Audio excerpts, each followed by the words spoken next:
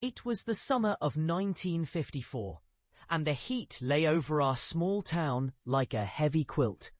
The tar on the road softened in the afternoons, and you could see tiny ripples where bicycle tires had pressed into it, like frozen waves. I was 14, barefoot more often than not, with my jeans rolled up above the ankle, so I could wade into the creek without hesitation.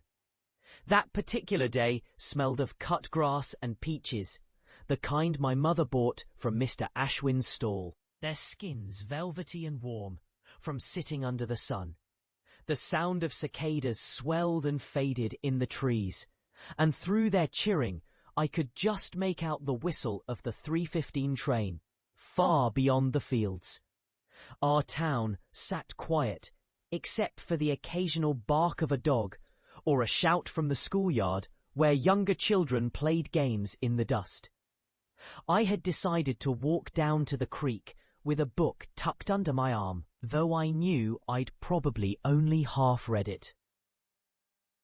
The water ran low that summer, revealing flat, pale stones that made natural steps across the shallows. I sat beneath the old willow, whose branches brushed the surface like slow fingers combing hair. Everything shimmered, light glancing off the water, the pale green of leaves trembling in the breeze. And in that shimmering silence, I remember thinking how endless my days felt, as though time itself had stretched just for me. Then Mary appeared, barefoot like me, wearing a dress the colour of cornflowers. She carried 2 mason jars filled with lemonade, the ice already melting into clouded swirls. She was my best friend then, though neither of us had said the words aloud. We didn't have to. We had the kind of friendship that didn't need promises.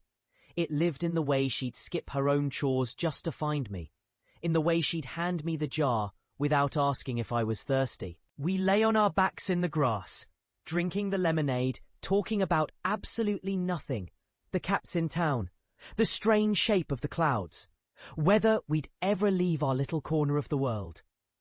I remember she closed her eyes and let her hair spread out like a dark fan against the green. I asked her what she thought happiness was. She didn't answer right away, just rolled to her side, looked at me, and said very softly, "Maybe it's this." The creek murmured on, relentless in its quiet journey, and I felt something settle deep inside me, a knowledge that moments like this were not to be chased, but received. I didn't know it at the time, but that afternoon would shape the way I saw the rest of my life. I have chased things, of course, work, money, comfort, but the truest joys have always been the ones that came unannounced, barefoot, carrying lemonade in a warm summer breeze. Mary moved away the next autumn. We promised to write, and we did for a while, in careful handwriting and ink that smudged when it rained on the envelopes. But letters take longer than life does, and eventually they stopped coming.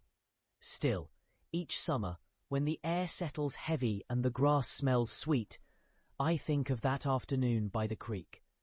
Now, with more years behind me than ahead, I see it clear. Happiness was never in the grand plans or the distant horizons.